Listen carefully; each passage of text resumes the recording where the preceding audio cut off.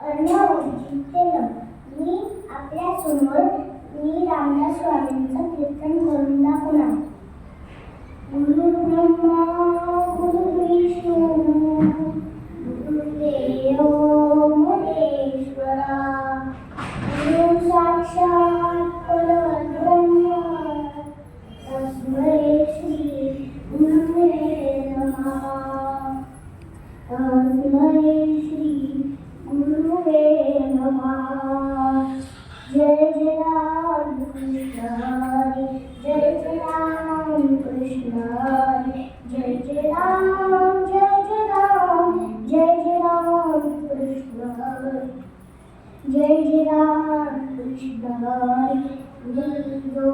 जरिते नारायण वाळाते अंगाई पाळणा गाते बाळापणी झोप शांत रे आता उन्नती विश्वाची चिंता किती वाढविसी काळण्याकडे चरण उन्नती तुझ ते संभ्रमण कामुकी अशा आवसी आपटसी काळण्यास नक्के देशी हे जिम्मगावी कार्याचे मन विसदे बाळासाचे वनवास कष्ट करण्याचे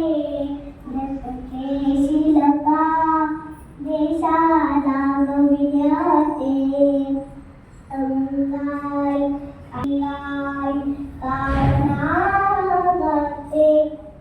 त्या देवाची भक्ती करणारा भक्तीचे जन्म एकाच स्थितीला होणे. रामनवमीला जन्माला आलेला मुलगा याचं नाव नारायण ठेवलं. नारायण निजमानंद वाढू लागला. बालपणापासून बैलांना शिरले. आईकडून रामायणाच्या गोष्टी ऐकायचा. मित्रांमध्ये जाऊन रामायणाचा खेळ करायचा. हा मात्र हनुमान म्हणायचा अय माझी शेती बर का. मग झाडावर मारायच्या, झाडावर चढायचं, घुमायचं पोहायचं, याच्यातच सगळा दिवस जायचा. एक दिवशी बर्यापैकी काढला. नारायणांनी चमका देण्याचा खेळ करायचं ठरवलं.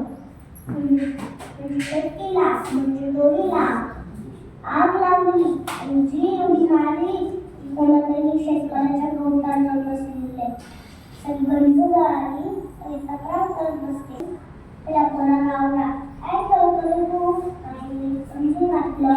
नारायणा पूर्ण करत असतो आपल्याच लोकांना नाही तुला मारुती सापडायचंय ना आणि मन स्थिर करायला हवं, शांत करायला हवं. मारुती असं होता. आई मन कसं स्थिर करू म्हणजे झाली तू तर तपाचरण केलं म्हणजे होईल. नारायणाची 7 वर्ष म्हणजे झाली. तप करायचं गुरुकुल शाळा. नारायणाचा थोरला मुलगा गंगाधर नावाचा. नारायणाचा रडू बसला. दादा मला अनुग्रह दे ना. थोरल्या भावानी लहान भावाला अनुग्रह द्यायची रीतच आहे. निवृत्ती आपण मी नाही दिला अनुग्रह ज्ञानेश्वरांना तसा तुम्ही मला दे. गंगाधर म्हटला नारायणा आणि पुन्हा दे जा खेळ. नारायण चिडला नाही देत मला अनुग्रह नकोच देऊ. हनुमंताकडनंच घेईल आणि जो हनुमंताच्या डोळ्यात जाऊन बसला ते उठेच ना. कुठल्या जन्मीची घोर झाली जन्मोजन्मीची पूर्ण केली. साक्षात परब्रह्म साक्षात रामरायांनी दर्शन दिलं. आजर फुटला प्रभू प्रगटला. आजर फुटला प्रभू प्रगटला. गाऊनिया श्रीराम आला. गाऊनिया श्रीराम आला. गाऊनिया श्रीराम.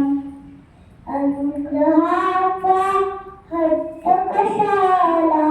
अनुग्रहाचा हट्ट कशाला.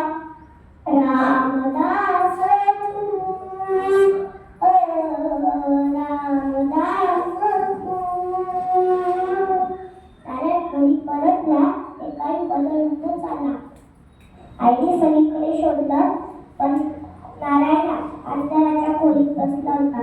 नारायणाचा स्पर्श झाला. आई म्हणाली, नारायणा तिथे बसून काय करतोय? नारायण म्हणाला, आई मी उगीचच दादाशी भांडत होतो. आपल्या लोकांची चिंता, आपल्या भगवंताची चिंता ही सोडून नको त्या गोष्टीत मी वेळ घालला. मी विश्वाची. आई म्हटली, अरे नको बघायचं काय स्वप्न पडतंय. आई म्हटली, नारायणा तू माझी मनीषा पूर्ण करणार का? तुझ्या डोक्यावर अक्षदा पडलेला पाहिजे. नारायणने जोर दिला. सगळे गावात मंडप पडला. सगळे लोक जमले आणि गावात मंडप पडला. गोलच मुहूर्त पडला आणि नवरी मुलगी पाठावर राहिली. सगळे अंतर पाठवलं गेलं आणि नवरा मुलगा उभा झाला आणि मंत्र सुरू केलं. असं प्रत्येक मंगलाष्टक झालं. शुभमंगल सावधान असा गजर व्हायचा. आणि नारायणच्या मनात विचार आले, आईपणाची इच्छा पूर्ण करू. नारायण म्हणाला, आई पाठी का? आई पाठी का? हो अगदी मनासारखं झालं. नारायण आपण आईची इच्छा पूर्ण केली. आपल्याला काम कायदा करायचंय आणि शुभमंगल सावधान असा गजर म्हटला. अरे शुभमंगल सावधान का म्हणताय? नवरा मुलगा कुठे? नवरा मुलगा कुठे? सगळीकडे शोधाशोध चालू झाली. पण नारायणाचा काही थांबणार नव्हता.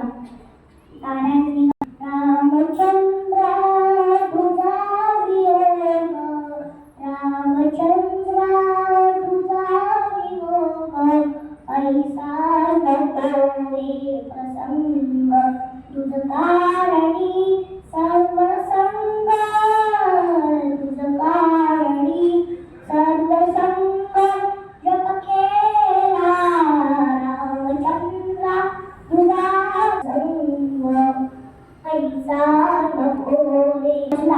रामनारायणाचं दर्शन घेतलं पण इथे काही तपाला जागा नव्हती. इकडे तिकडे चौकशी करता नारायणाला कळलं इथे एक जामगाव नावाचं गाव आहे. इथे नंदिनी नदीची टाकी गाय टपक शिरायला लागला आणि रोज तिथे पहाटे उठून